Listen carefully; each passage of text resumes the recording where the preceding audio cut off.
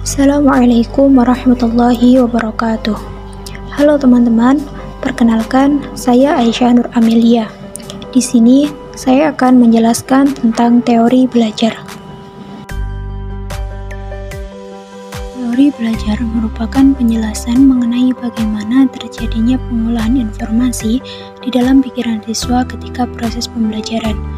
Adapun teori belajar terbagi menjadi 4, yaitu teori behaviorisme, kognitivisme, konstruktivisme, dan humanisme. Yang pertama adalah teori behaviorisme. Belajar menurut teori behaviorisme merupakan perubahan tingkah laku akibat interaksi stimulus dan respon. Jadi siswa dikatakan belajar ketika sudah ada perubahan, walaupun siswa itu sudah bekerja keras, latihan, tapi jika tidak ada perubahan, maka belum disebut belajar. Karena dalam teori ini hanya memperhatikan stimulus dan respon, tanpa memperhatikan faktor yang lain seperti motivasi dan lingkungan. Nah, dalam teori ini, guru mengajar adalah guru memindahkan pengetahuan. Jadi di sini guru sudah menyusun semua materi dan siswa harus bisa sesuai apa yang guru ajarkan, atau biasa disebut dengan sistem teacher-centered learning.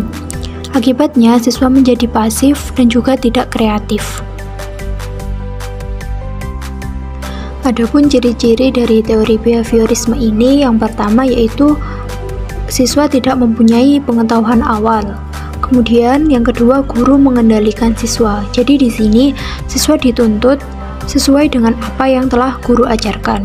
Kemudian yang ketiga yaitu hanya berfokus pada hasil belajar.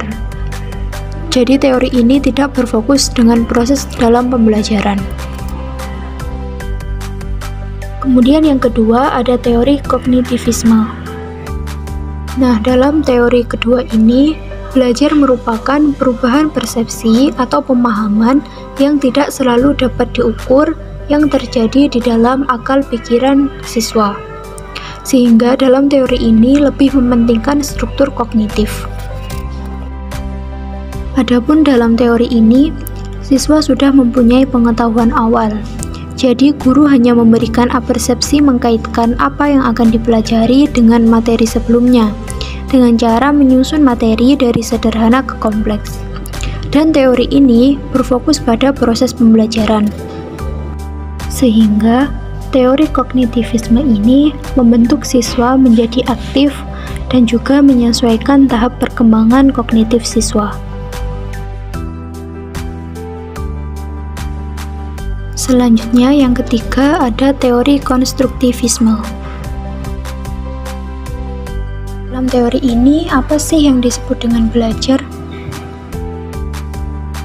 Jadi menurut teori ini, belajar merupakan membangun pengetahuan berdasarkan pengalaman. Jadi di sini siswa dapat membangun pengetahuannya sendiri dan menjadikan siswa aktif. Sehingga guru pada teori ini hanya menjadi fasilitator yang menyediakan sarana, memberi data mentah sebagai sumber utama. Dan yang terakhir adalah teori humanistik. Dalam hal ini, belajar dimulai dan bertujuan untuk memanusiakan manusia. Jadi di sini guru bukan lagi berpikir bagaimana mengajar dengan baik, tetapi guru berpikir bagaimana agar siswa belajar dengan baik dan senang. Sehingga guru juga membuat hubungan kuat dengan siswanya untuk membantu siswa menjadi aktif. Karena berdasarkan teori ini, faktor motivasi dan pengalaman emosional sangat penting. Teori ini juga memperhatikan kognitif dan afektif siswa. Selain itu, tujuan belajar dari teori humanistik ini adalah siswa bisa memahami lingkungan dan dirinya. Dengan demikian, perlu diketahui bahwa hadirnya teori belajar ini sangatlah berkontribusi dalam dunia pendidikan. Karena dengan adanya teori belajar ini akan membantu para pendidik untuk menciptakan proses pembelajaran yang efektif dan juga efisien. Mungkin itu saja yang bisa saya sampaikan. Apabila ada kurangnya, mohon maaf yang sebesar-besarnya. Semoga bermanfaat. Akhirul kalam. Wassalamualaikum warahmatullahi wabarakatuh.